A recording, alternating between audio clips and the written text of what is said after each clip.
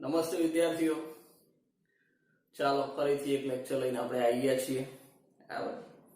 જો આપણે પ્રત્યાવર્તી પ્રવાહમાં કામ કરી રહ્યા છીએ, એસી પ્રવાહમાં, અને છેલ્લે આપણે જે કામ કર્યું, મતલબ કે આપણો તમને ખબર છે કે એલસી પરિપથ, એલસી પરિપથમાં શું દોલનો થતા હતા, વિદ્યુતભાર દોલનો કરતો હતો. બરાબર, એની આપણે ચર્ચા કરી. ચલો હવે આ ચેપ્ટરનું એમ કહું કે ભાઈ છેલ્લી થિયરી. બરાબર, આ ચેપ્ટરનો આપણો છેલ્લી થિયરી છે. છેલ્લો વિડીયો નહીં કહું કેમ કે હજુ થોડું કામ કરવાનું છે, થિયરી લેન્ધી છે, પણ આ ચેપ્ટરની આપણી છેલ્લી થિયરી મતલબ ટ્રાન્સફોર્મર. બરાબર, તો આપણે જે વાત કરવાની છે, આ પેલું પિક્ચર યાદ ના કરતા, તો આપણે એક વિદ્યુત ઉપકરણની વાત કરી રહ્યા છીએ. એક આપણે ડિવાઇસ બનાવ્યું છે, સાધન બનાવ્યું છે. બરાબર, તો સાધન કેમ બનાવ્યું, કેમ આની જરૂરિયાત ઊભી થઈ, સાધન શું કામ કરે છે, કઈ કઈ જગ્યાએ ઉપયોગમાં લેવાય છે, બધી વાતો અહીંયા કરીશું. તો આજનો આપણો પ્રશ્ન છે ટ્રાન્સફોર્મર એક ડિવાઇસ છે. તો ટ્રાન્સફોર્મર એટલે શું? પહેલો જ પ્રશ્ન આપણો, ટ્રાન્સફોર્મર એટલે શું? મેં તમને કીધું એક વિદ્યુત ઉપકરણ છે. ટ્રાન્સફોર્મર એટલે શું, તેનો સિદ્ધાંત, રચના અને કાર્ય પદ્ધતિ. ચલો આટલી વાત કરવી છે આપણે. બરાબર, આજે આપણે આટલી વાત કરીશું. બરાબર, ટ્રાન્સફોર્મર સમજીએ શું સાધન છે આ. બરાબર, એને સિદ્ધાંત, રચના અને કાર્ય પદ્ધતિની વાતો કરીશું. બરાબર, મેં તમને પહેલા પણ કીધું કે ભાઈ ટ્રાન્સફોર્મર મુદ્દો આપણો એવો છે, એક વિડીયોમાં તો એ કામ નહીં થઈ શકે. બરાબર, એટલે અત્યારે જેટલું થઈ શકે બાકીનું કાલે કરીશું. સારું, ચલો ટ્રાન્સફોર્મર, મેં એવું કીધું ટ્રાન્સફોર્મર એક સાધન છે, વિદ્યુત ઉપકરણ છે. બરાબર, હવે ઉપકરણ તમે બનાવ્યું તો કઈ જરૂરિયાતના કારણે આવું ઉપકરણ બનાવ્યું, તો પહેલા એની ચર્ચા કરીએ, પછી ટ્રાન્સફોર્મરની વ્યાખ્યા ઉપર આવે. બરાબર, પહેલા એની ચર્ચા કરો. સારું, ચલો મેં તમને કીધેલું છે કે ભાઈ જુદા જુદા મોટા મોટા પાવર સ્ટેશન હોય. બરાબર, ત્યાંથી શું કરવામાં આવે છે, તો વિદ્યુત ઉર્જા જનરેટ કરવામાં આવે છે. બરાબર, અને એ પાવર ત્યાંથી જુદા જુદા શહેરો કે ગામો સુધી પહોંચાડવામાં આવે છે. આ પ્રક્રિયા તમને ખબર છે. ચલો હું એમ કહું કે ભાઈ મારી પાસે આ એક મોટું પાવર સ્ટેશન રહ્યું. બરાબર, આ આપણું પાવર સ્ટેશન છે. પાવર સ્ટેશન એટલે ઉદાહરણ તરીકે તમે પેલું નર્મદા વાળું સ્ટેચ્યુ ઓફ યુનિટી છે, એટલે સ્ટેચ્યુ ઓફ યુનિટી વધારે યાદ આવે માટે યાદ કરાવું છું. તો નર્મદા આગળ જે આપણો ડેમ બાંધવામાં આવે છે, ત્યાં આપણું જે પાવર સ્ટેશન છે, હવે એમાંથી કઈ પાવર જનરેટ થતો હશે. બરાબર, જે જુદા જુદા શહેરો કે ગામ સુધી મોકલવામાં આવે છે. બરાબર, કારણ કે હું તમને એમ કહું કે ભાઈ આપણે અહીંયા જ લાવવો છે. બરાબર, કોઈક શહેરની અંદર લાવવો છે. અમદાવાદ લાવવો છે, પાલનપુર લાવવો છે, પાટણ લાવવો છે, તો આ પાવરને આપણે અહીંયાથી અહીંયા લાવવો છે. તો અહીંયાથી જનરેટ થયો. હવે તમને ખબર છે કે પાવર સ્ટેશનમાંથી કઈ પાવર જનરેટ થયો એટલે પાવર P બરાબર, P નું સૂત્ર તમને ખબર છે કે P એટલે V × I, વોલ્ટેજ ગુણ્યા પ્રવાહ. તો કઈ વોલ્ટેજ હશે, કઈ પ્રવાહ હશે, એના ગુણનફળ. બરાબર, એટલે પાવર. અને પાવર અહીંયાથી તમે શહેર સુધી કે જુદા જુદા ગામડા સુધી પહોંચાડો છો. કેવી રીતના પહોંચાડો છો, તો કેબલ. બરાબર, મોટા મોટા થાંભલા ઉપર આવા આપણે વાયર ભરાયેલા છે, અને વાયર થ્રુ આટલા હજારો કિલોમીટર સુધીનો આપણો સફર ખેડીએ છીએ. બરાબર, જેની અંદર શું, તો વિદ્યુત ઉર્જા આવે છે. આ જ વસ્તુ બને છે. ચાલો, અહીંથી આપણે પાવર બનાવ્યો. એ પાવર આ ધાતુના જે દોરડા છે, બરાબર, એની અંદર થઈ, આ કેબલમાં થઈ, જે તે શહેર કે આપણે જ્યાં જરૂરિયાત છે ત્યાં સુધી આવે છે. બરાબર, મેં તમને એક ઉદાહરણ તરીકે આપ્યું કે ભાઈ અહીંયા નર્મદા ડેમ આગળ, બરાબર, તો સ્ટેચ્યુ ઓફ યુનિટી આગળ જે આપણું પાવર સ્ટેશન છે, ત્યાંથી પાવર જનરેટ થયું શહેર એટલે પાટણમાં લાવવું છે. બરાબર, તો અહીંયા આ પાવરને અહીંયા સુધી લાવવા માટેનું કામ તો એ આ કેબલ દ્વારા થાય. બરાબર, તો કેબલમાં તમને ખબર છે કે ભાઈ અહીંયા આ જે રીતે ધાતુનું જોડું છે. બરાબર, તો આ કેબલ છે, વાયર છે, એનો પોતાનો કંઈક અવરોધ હોય. આ કેબલ હોય તો આ કેબલનો પણ પોતાનો કંઈક અવરોધ હોય ને. તો એના અવરોધના કારણે અહીંયા શું થાય, તો પાવર વ્યય પામે. કેટલો વ્યય પામે, તો P બરાબર I² × R આપણને ખબર છે, બરાબર ને? ત્રીજું ચેપ્ટર. તો અહીંયા પાવર કઈ વ્યય પામે છે આ કેબલમાં, વાયરમાં, કેટલો? તો P બરાબર I². તમને ખબર છે ને કેબલ શું થાય? ગરમ થાય છે, ઉષ્મા ઉર્જા સ્વરૂપે વાતાવરણમાં વિખેરાઈ જાય, બરાબર? એ ઉર્જા આપણી જતી રહી. પણ આપણે તો આ વ્યય થાય છે, અહીંયા સુધી શહેર સુધી પાવર લાવવો છે, તો આ તો કાઠું કામકાજ થઈ ગયું ને, બરાબર? કેમ કે રસ્તામાં વ્યય થઈ જવાનો. ચલો એક મૂલ્ય સાથે થોડી વાત કરવી એટલે વધારે ખબર પડે, બરાબર? થોડા મૂલ્યો સાથે વાત કરો. હું એવું કહું કે આ પાવર સ્ટેશન છે, એમાંથી કેટલા વોલ્ટેજ? તો કે 1000 વોલ્ટ, બરાબર? 1000 વોલ્ટ નો વોલ્ટેજ અને પ્રવાહ જે I છે એ 10 એમ્પિયર, બરાબર? તો અહીં પાવર કેટલો થયો? જો 1000 × 10 એટલે કેટલા થયા? તો કે ભાઈ 10,000. પાવરનો એકમ શું? તો વોટ, બરાબર? પાવરનો એકમ શું લખો? વોટ લખો, અથવા તો કેમ કે વોટ નહીં લખો તો શું લખો? જૂલ પર સેકન્ડ લખો, બરાબર? પાવરનો એકમ ખબર છે તમને. તો 1 સેકન્ડ દીઠ આટલી ઉર્જા બની રહી છે. આનો મીનિંગ શું થાય કે આ જે પાવર સ્ટેશન છે એમાં 1 સેકન્ડ દીઠ 10,000 જૂલ જેટલી ઉર્જા બની રહી છે, બરાબર?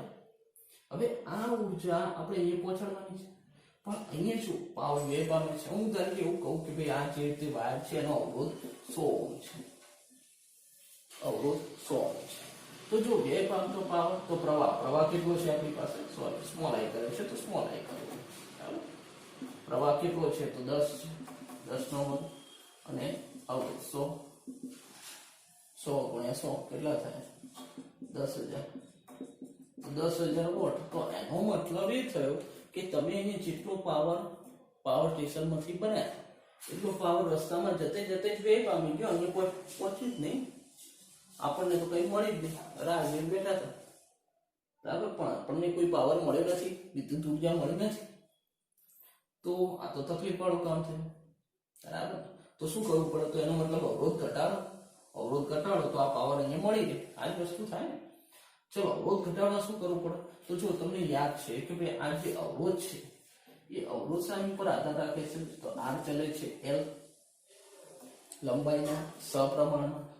તો જો હવે આ જે આપણું દોરડું છે ધાતુ, તો આ જે વાયર છે એની લંબાઈ ઘટાડી દો. લંબાઈ ઘટાડી દો તો અવરોધ ઘટી જશે. પણ લંબાઈ કેવી રીતના ઘટાડો? કેમ કે મારે જે તે જગ્યા સુધી પહોંચાડવું છે, તો એ તો જેટલું કિલોમીટર અંતર છે એ તો રહેવાનું ને, એ થોડું બદલાવાનું. કારણ કે અહીંયાથી પાવર સ્ટેશનથી અમદાવાદ સુધીનું અંતર, બરાબર? અમદાવાદ સુધીનું અંતર એમ કહું કે ભાઈ 400 કિલોમીટર છે, તો 400 કિલોમીટર થોડું ચેન્જ થવાનું છે. એ તો એ અકબંધ છે, 400 ના 400.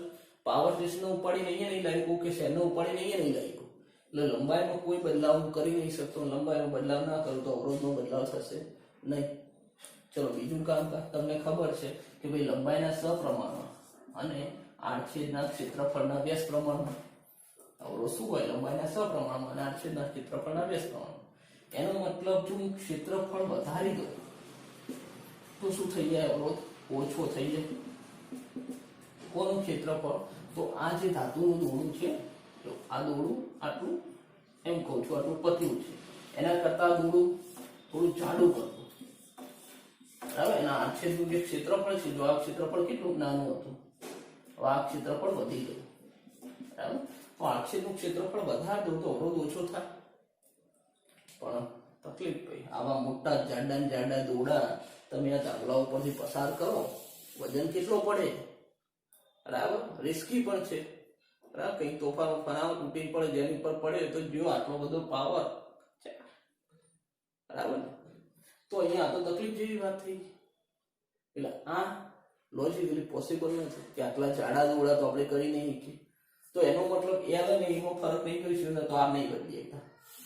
એનો મતલબ તમે આ અવરોધને બદલી શકતા નથી, બરાબર? ચલો અવરોધને નહીં બદલી શકતો તો બીજું કામ શું કરી શકું? તો એક કામ કરવું કે ભાઈ હું અવરોધને નહીં બદલી શકતો તો પ્રવાહને બદલું.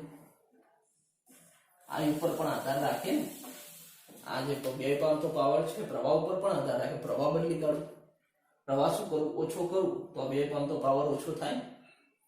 પણ ચાલો પ્રવાહ ઓછો કરીએ. હેડો હવે અહીંયા આ રહ્યો પ્રવાહ. હવે જો હું અહીંયા પ્રવાહ ઓછો કરતો, આ 10 ની જગ્યાએ સમજી લો 1 કરતો, 1 કરી દઉં તો અહીંયા 1 કરી દઉં તો પાવર પણ ઓછો થઈ ગયો ને. અહીંયાથી જેટલો પાવર તમે જનરેટ કરી રહ્યા છો એ પાવર જ ઓછો થઈ જાય. તો આપણે પાવર થોડો ઓછો કરવાનો, પાવર તો એટલો મોકલવો જ પડશે. પાવર તો અમને જોવો જ છે કે લાવો ભાઈ 10,000 વોટ આપો. તો પ્રવાહ ઓછો કરશો તો એ તો કોઈ વિકલ્પ નહીં. હા, પ્રવાહ ઓછો કરવાથી 2 પંપ તો પાવર ઓછો થાય. હવે પ્રવાહ ઓછો કરો તો અહીંયા જે પાવર સ્ટેશનમાંથી પાવર મળ્યો એ પણ શું થઈ જશે? પ્રવાહ ઓછો કરો તો એ પણ ઓછો થઈ જશે. તો આ તો કોઈ આપણી સમસ્યાનું નિરાકરણ ના થાય. પણ હા, ચલો હવે પાવર પ્રવાહને હું ઓછો નહીં કરી શકું, પ્રવાહ જે છે એ રાખો. પણ પ્રવાહને ઓછો નહીં કરી શકતો તો એક કામ કરો, બરાબર. જો હું વોલ્ટેજ વધારું, બરાબર, પ્રવાહને હું ઓછો કરું અને વોલ્ટેજને વધારું તો આ કામ એવું એક થઈ જાય. ધારો કે આ જે પ્રવાહ છે એ પ્રવાહને 1 કરી દઉં, બરાબર છે, અને વોલ્ટેજ જે છે એ વધારી દઉં, 1 × 10 કરી દઉં, બરાબર, મતલબ કે 10,000, બરાબર. તો વોલ્ટેજ વધારું, પ્રવાહ ઘટાડું તો પાવર તો એનો જ મળશે ને, 10,000 જ મળશે. પાવર શું મળશે? એનો જ 10,000 વોટ મળશે. તો અહીંયા આપણે એક કામ કરી શકીએ કે વોલ્ટેજ વધારી દો, વોલ્ટેજ વધારી દો, પ્રવાહ ઓછો કરો. આ પ્રવાહ ઓછો કરો. હજુ અહીંયા પ્રવાહ ઓછો કર્યો તો 2 પંપ તો પાવર ઓછો થઈ જાય. આજે ઓછો કરો, બરાબર, ઓછો કરો, 1 નો વર્ગ 1 કેટલો થઈ ગયો? 100 થઈ ગયો ને, બરાબર. તો 2 પંપ તો પાવર ઓછો થઈ ગયો. કેવી રીતના? પ્રવાહ ઘટાડો. પણ પ્રવાહ ઘટાડવાથી પાવર ઘટે, એટલે પ્રવાહ ઘટાડો સાથે સાથે વોલ્ટેજ વધારો. એટલે હવે તમે શું કર્યું? આ પાવર સ્ટેશનનો વોલ્ટેજ વધુ છે, પ્રવાહ ઓછો છે. એટલે પહેલી જરૂરિયાત આપણી શું ઊભી થઈ કે તમારે અહીંયા સુધી જો પાવર મોકલવો છે તો પાવર સ્ટેશન છે, પાવર સ્ટેશનમાં વોલ્ટેજ વધારવો પડે. ચલો, પાવર સ્ટેશનમાં વોલ્ટેજ વધારવો પડે. હવે આ વધુ વોલ્ટેજ વાળો જે પાવર છે આ વાયરમાં થઈ અને અહીંયા આવી રહ્યો છે. હવે સાંભળો, હવે જે તે શહેરમાં પહોંચે તો જો આ તો બહુ જ વધુ વોલ્ટેજ ધરાવતો પાવર છે, બહુ જ વધુ વોલ્ટેજ હોય, વધુ પડતો વોલ્ટેજ હોય તો શું થઈ શકે? જો કદાચ જો કંઈ એક્સિડન્ટ થાય, જો જ્યાંથી જે કેબલ ઉપરથી બહુ વધુ વોલ્ટેજ પસાર થતો હોય તો ત્યાં શું હોય? પેલું ખતરાનું નિશાન લખેલું હોય, પેલું હાર્ટ ક્લિયર હોય ને, ખતરાનું નિશાન. કેમ હોય? કેમ કે ત્યાં વોલ્ટેજ બહુ વધુ છે, તરત જ બળીને ખાક થઈ જાય, બરાબર. તો એનો મતલબ અહીંયા શહેરમાં પહોંચ્યા, બરાબર, પછી શહેરમાં આવ્યા, શહેરમાં જે આપણું જીબી સ્ટેશન હોય, બરાબર, અને ત્યાંથી શું કર્યું? ઘરો સુધી આવ્યું, આ આપણો પાવર પહોંચાડવામાં આવ્યો. તો હવે એ આટલો બધો વોલ્ટેજ વાળો જો પાવર આવે તો ઘરના બધા ઉપકરણ હોય, ટીવી, પંખો બધું બાળી નાખાતો, આટલો બધો વોલ્ટેજ હોય તો એનો મતલબ અહીંયા આવશે કે મારો વોલ્ટેજનો શું કરવો પડશે? વોલ્ટેજ ઓછો કરવો પડશે.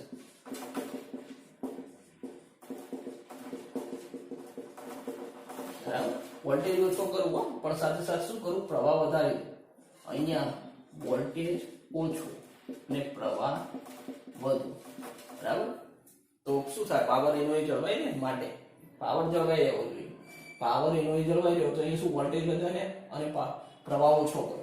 અહીંયા શું કરું છું તો કે ભાઈ બહુ વધુ વોલ્ટેજ હશે તો નુકસાન થશે, તો વોલ્ટેજ ઘટાડું છું, પ્રવાહ વધારો, એટલે પાવર એનો બંધ રહે, બરાબર છે.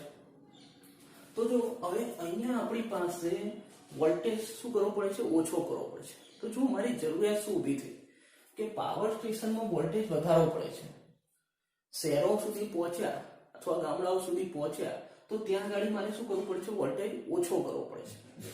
તો વોલ્ટેજ વધારવા, વોલ્ટેજ ઓછો કરવા માટે મેં એક ઉપકરણ બનાવ્યું અને જેનું નામ છે ટ્રાન્સફોર્મર. ચલો હવે મેં મુદ્દા ઉપર આવ્યો. ટ્રાન્સફોર્મર શું છે? તો ટ્રાન્સફોર્મર વોલ્ટેજ વધારવાનું પણ કામ કરે છે અને વોલ્ટેજ ઘટાડવાનું પણ કામ કરે છે. જો પેલી હેવી આ જે આપણી લાઈન છે, કેબલ છે, એમાંથી બહુ વધુ વોલ્ટેજ વાળો પાવર આવતો હોય તો જો ઘણા તમે જોયા હોય, કોઈ મહેલા પોળ હોય કે સોસાયટી હોય, એની બહાર શું હોય તો આવા ડીપી માર્યા હોય, બરાબર. આપણે વ્યવહારમાં ડીપી કહીએ છીએ, આ શબ્દ સાંભળ્યો હશે. તો એ ડીપી એટલે શું? તો ત્યાં ટ્રાન્સફોર્મર ભરાયેલું હોય છે. એ શું કરે છે? તો વોલ્ટેજને ઓછો કરે છે. ત્યાં ગાડી જે વધુ વોલ્ટેજ આવે છે એને શું કરે? ઓછો કરી તમારા ઘર સુધી પહોંચાડે છે, બરાબર. આપણા ઘરમાં તો કેટલો 220 વોલ્ટ આવે છે વોલ્ટેજ, બરાબર. અહીંયા તો કેટલો બધો હોય. ધારો કે એક આપણે ધારો કે શેરની વાત કરું, શેરનું એક જીબી સ્ટેશન હોય તો જીબી ની અંદર કેટલો, તો લગભગ 66 કિલો વોલ્ટ, બરાબર. કિલો એટલે પાછળ 3×10⁻³ કરી દો, બરાબર. તો આટલો બધો 66,000 વોલ્ટ જેટલો વોલ્ટેજ જનરેટ થાય. મેં તો એ ખાલી ઉદાહરણમાં 1000 જ આપ્યું છે, બરાબર. એટલે આટલા મોટા વોલ્ટેજ ખાલી જીબી વિચાર કર્યો આટલો આવે તો પાવર સ્ટેશનમાં તો કેટલો હશે, બરાબર. ઇવન જો ઘણી બધી રચનાઓ એવી છે કે જ્યાં ટ્રાન્સફોર્મરનો ઉપયોગ થાય. ટ્રાન્સફોર્મરનું તમે કામ સમજી ગયા, વોલ્ટેજ વધારી પણ શકે ને ઘટાડી પણ શકે. ધારો કે મેં તમારા ઘરની વાત કરી કે ભાઈ અહીંયા 12 ડીપી મારેલું, એ ડીપીમાંથી શું કર્યું, વોલ્ટેજ ઘટાડી દીધો, એટલે તમારા ઘરમાં 220 મોકલ્યો, બરાબર છે.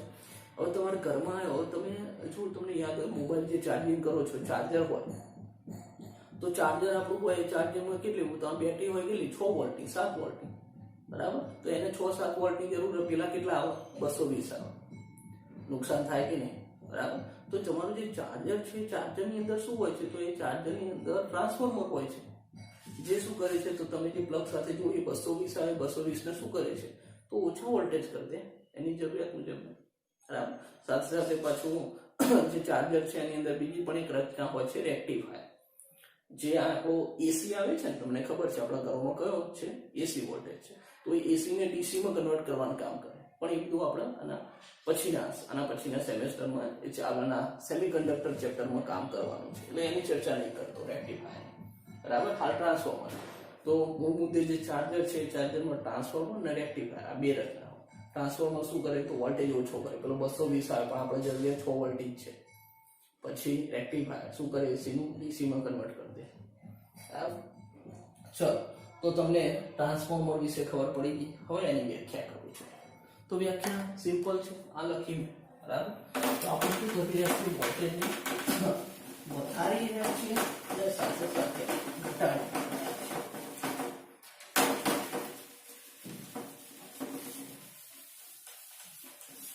ચલો, આ મેં વાત કરી કે આપણે શું જરૂરિયાત ઊભી થઈ, બરાબર. ચલો વ્યાખ્યા શું કરીશું, તો ભાઈ એસી વોલ્ટેજ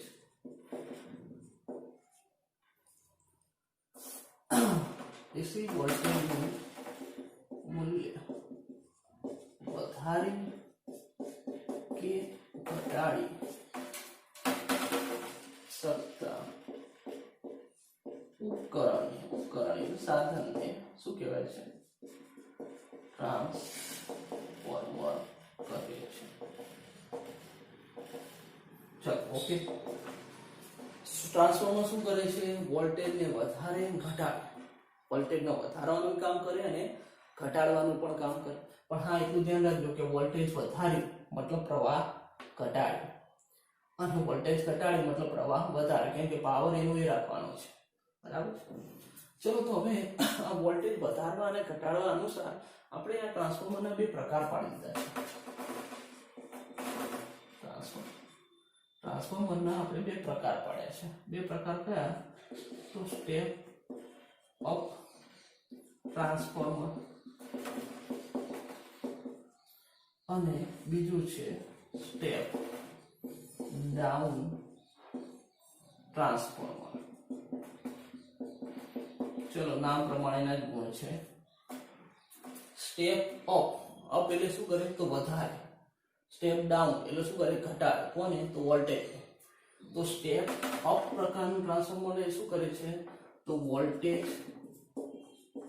વધારવાનું કામ કરે, અને સ્ટેપ ડાઉન શું કરે, તો વોલ્ટેજ ઘટાડવાનું કામ કરે. ચલો, હવે તમે ટ્રાન્સફોર્મરને બરાબર સમજી ગયા છો, બરાબર.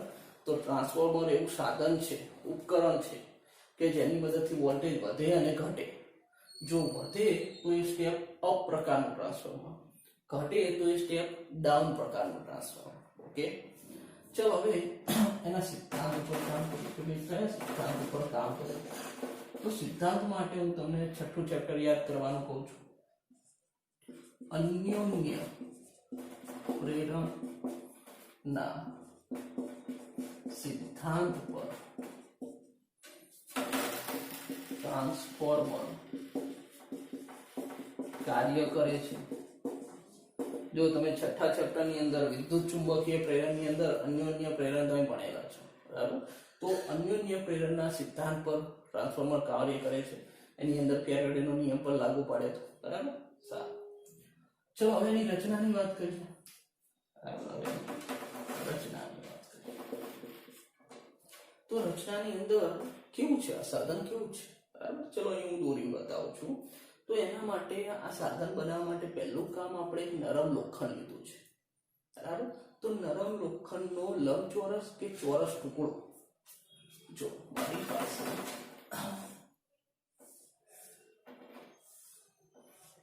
આ એક નરમ લોખંડનો આ જે ભાગ છે બધું, બરાબર? આ ટુકડો બનાવ્યો છે, આ ટુકડો બનાવ્યો છે લંબચોરસ.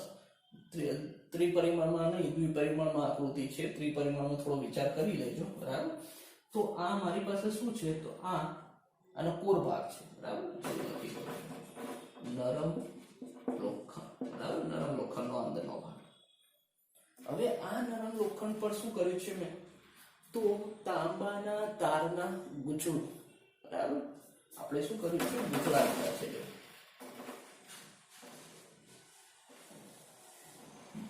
એક ગૂંચળું અહીંયા ભરાયું છે,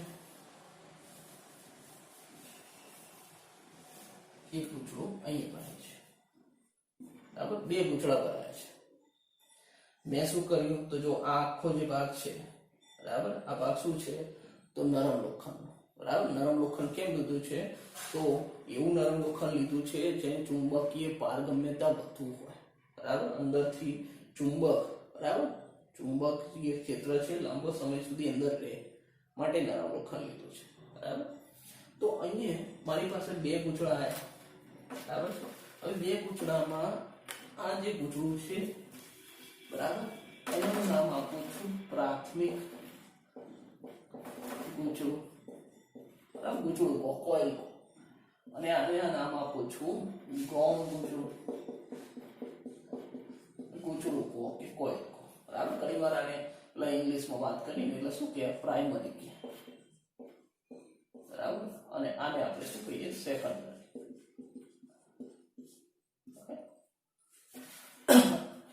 હવે આપણી પાસે બે ગૂંચળા છે. આને હું પ્રાઇમરી કહું છું, આને હું સેકન્ડરી કહું છું. પ્રાઇમરી માટે P સંકેત વાપરીશ, સેકન્ડરી માટે S સંકેત વાપરીશ, બરાબર? રચના સમજી લો પહેલા. તો નરમ લોખંડનો ટુકડો લીધો છે, લંબચોરસ ચોરસ. બે ગૂંચળા ભરાઈ દીધા છે, બરાબર? સાના તાંબાના તારના છે. હવે આ જે શરૂઆતનું છે તેમાં આપણે શું કરીએ છીએ, તો જેમાં આપણે એસી એપ્લાય કરીએ છીએ. ચલો અહીંયા હું શું કરું છું, એસી સોર્સ સાથે જોડી દઉં છું, બરાબર? એસી સોર્સ સાથે જોડી દઉં છું. આપણું પ્રાઇમરી છે ને અહીંયાથી મને કંઈક આઉટપુટ મળે છે, બરાબર? તો એ આપણું સેકન્ડરી છે. નહીં તમે કહેતા કે પ્રાથમિકમાં શાળામાં દાખલ ત્યાં સેકન્ડરીમાંથી બહાર નીકળે, તો અહીંયા કંઈક દાખલ કર્યો એથી કંઈક વોલ્ટેજ બહાર મળશે. ચાલો હવે અહીંયા આ જે આપણું ગૂંચળું છે, તો એ ગૂંચળાના કંઈક આંટા હશે, બરાબર? તો એ આંટાને હું સંજ્ઞા વડે દર્શાવું છું. પ્રાથમિક ગૂંચળાના આંટા, એને હું નામ આપું છું NP, બરાબર? તમને ખબર છે આંટાને આપણે શું n વડે દર્શાવીએ, પણ પ્રાથમિકનું છે એટલે NP. તો એવી જેવી ગાતાના માટે, બરાબર, ગૌણ ગૂંચળું અથવા સેકન્ડરી ગૌણ ગૂંચળાના આંટા, તો એને મેં નામ આપ્યું છે NS. ગૌણ ગૂંચળા માટે સેકન્ડરી એટલે S સંકેત વપરાય, એટલે આંટાને N કહેવાય, એટલે NS નામ આપું છું. ચાલો હવે અહીંયા જે વોલ્ટેજ એપ્લાય કરે છે એસી વોલ્ટેજ તમે જે એપ્લાય કર્યો છે, બરાબર? કોને એપ્લાય કરે છે, તો પ્રાથમિક ગૂંચળાને. તો પ્રાથમિક ગૂંચળા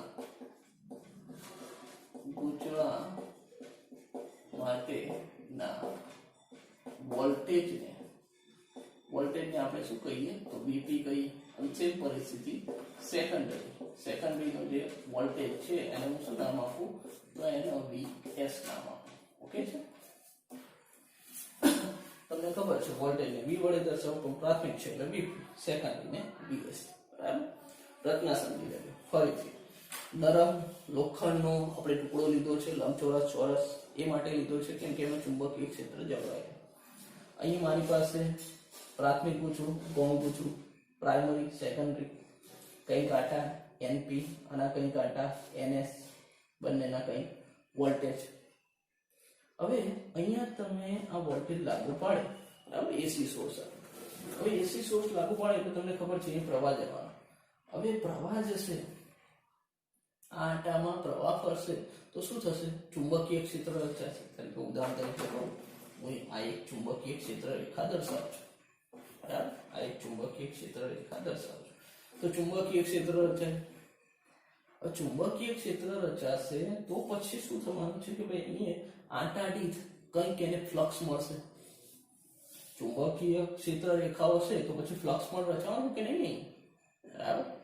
તો અહીંયા મને જે ફ્લક્સ મળશે, હવે આ આપણો નરમ લોખંડનો સળિયો છે, તો નરમ લોખંડમાંથી આ ચુંબકીય ક્ષેત્ર રેખા બહાર જઈ શકતી નથી એવું હું ધારણા બાંધી દઉં.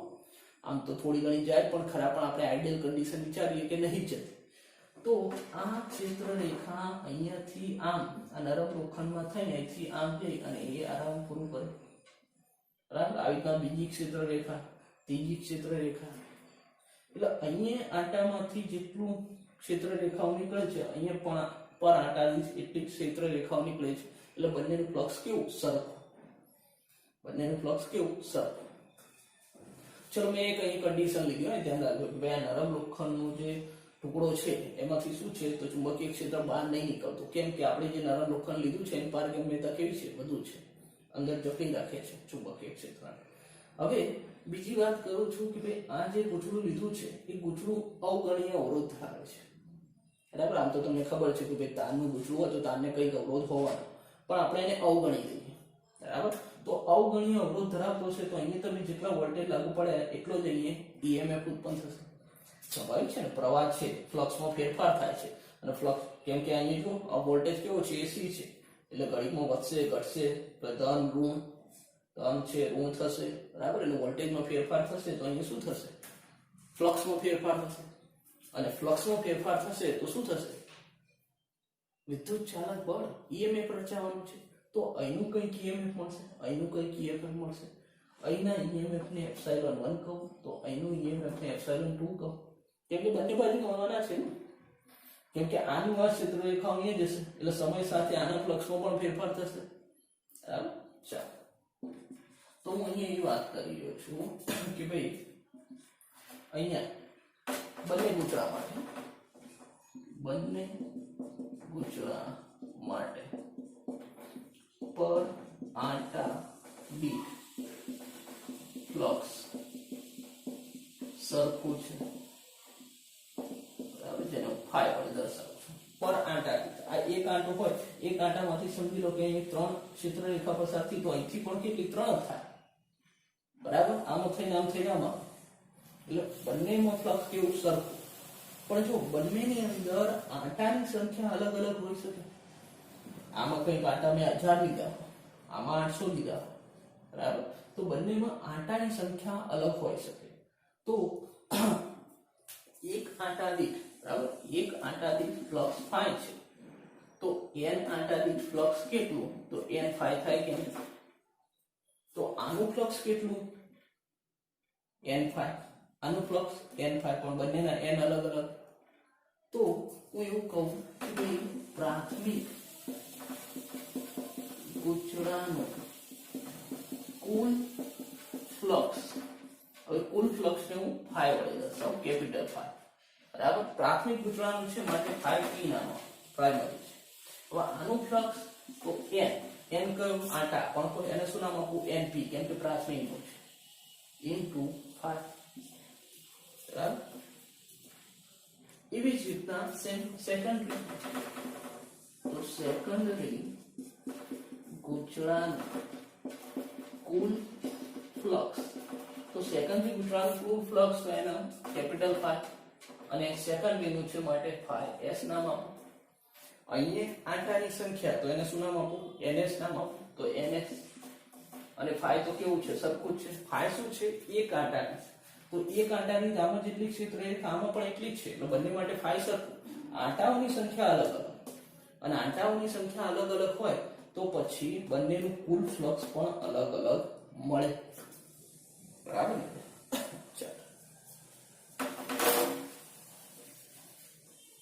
ચલો અહીંયા બંનેના ફ્લક્સનો ગુણોત્તર લઈ લો, બરાબર? તો ગુણોત્તર શું મળે છે? ચલો ફ્લક્સનો ગુણોત્તર લઉં, phi p ભાગ્યા phi s, બરાબર? phi s ભાગ્યા બોન્ડ ગુટલું ઉપર રાખો તો પણ કઈ વાંધો નથી. શું થશે? તો કે ભાઈ np ભાગ્યા ઇન્ટુ phi અને ns ઇન્ટુ phi. phi શું થશે? ઉડી જશે, તો વધ્યું શું? np ભાગ્યા ns. સમીકરણ નંબર.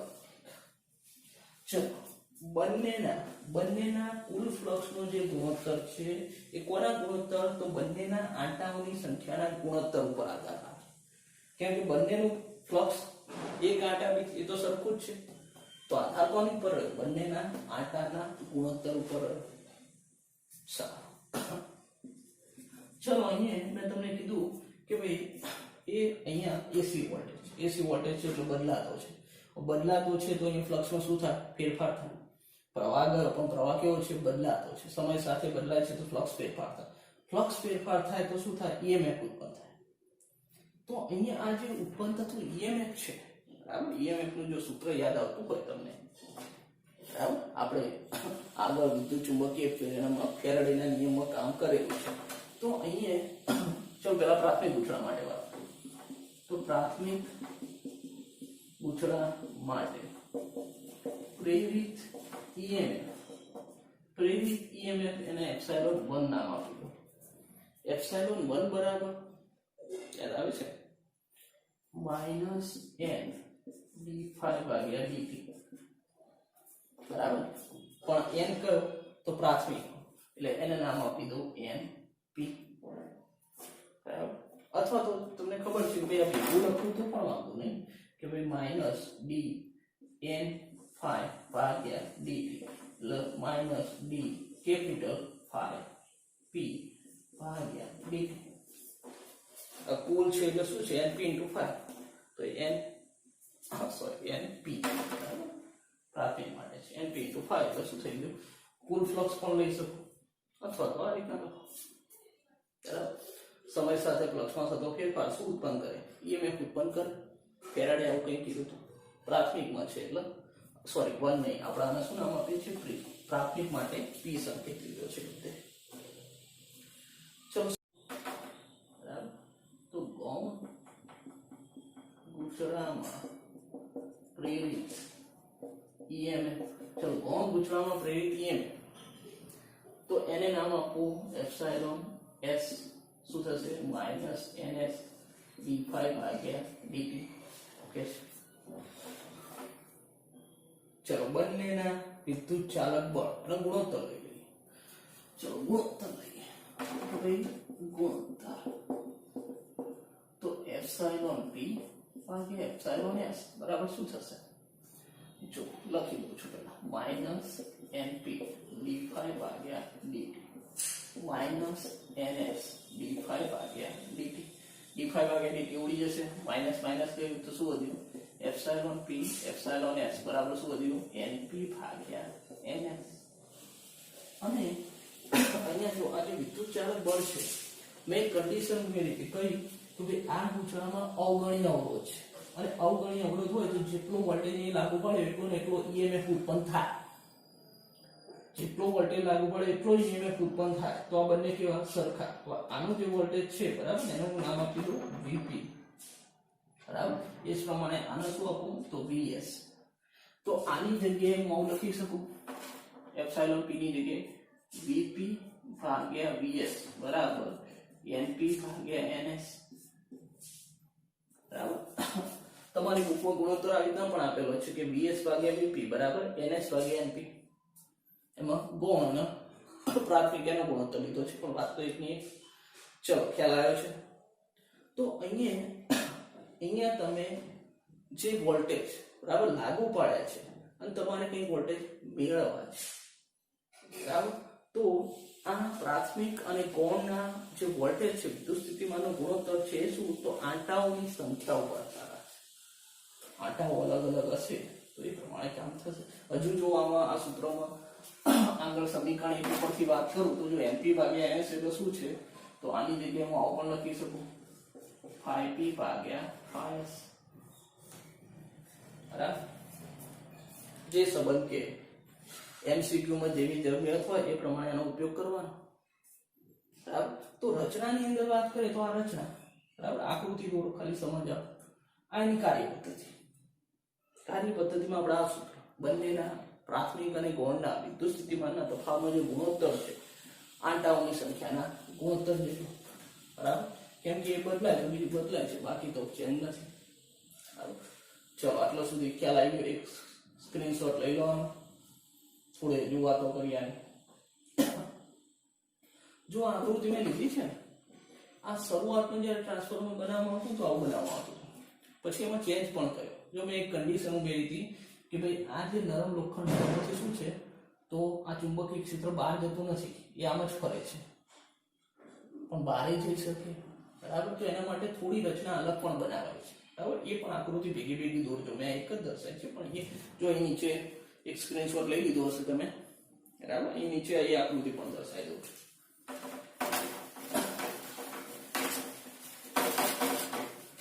બંને આકૃતિ દર્શાવજો.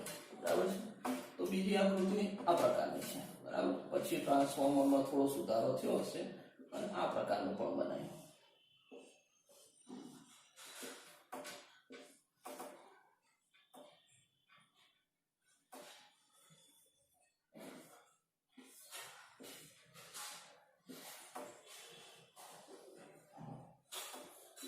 આ આપણું પી અને આ આપણું એસ.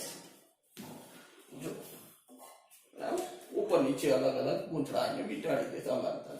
તો જો હવે આ જે નરમ લોખંડ છે, તો આ નરમ લોખંડમાં હવે પેલું ક્ષેત્ર રેખાઓ નાની જાય એવું થવાનું નહીં, કેમ કે બે એક જ જગ્યાએ છે, એટલે જેટલી અહીંયા થવાની એટલી જ અહીંયા થવાની. આમાં તો શું હોય કે અહીંથી જતી જતી ક્યાંય બહાર જતી ગઈ તો, પણ આમાં તો એ પરિસ્થિતિ રચાય જ નહીં. બરાબર છે. તો આ આપણું ઇનપુટ એસી એપ્લાય કરી, આ આપણું આઉટપુટ. બરાબર છે. આંટાઓની સંખ્યા અલગ અલગ હોઈ શકે. ચલો તો હવે જે નવા ટ્રાન્સફોર્મર છે આ પ્રકારના છે, એટલે તમારા બુકમાં બંને આકૃતિ આપેલી છે.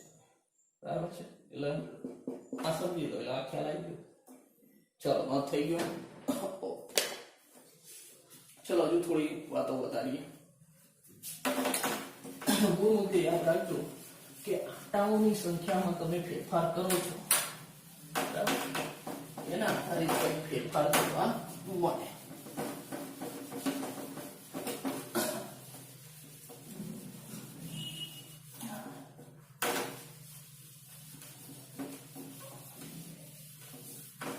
તમને ખબર છે આ બોર્ડનું ફોર્મ કેવું જોડાવે છે. ચલો અહીંયા મૂળ વિદ્યુત સ્થિતિમાનનો ગુણોત્તર મેં એવું કીધું છે કે વીપી ભાગ્યા વીએસ બરાબર એનપી ભાગ્યા NS. બરાબર છે.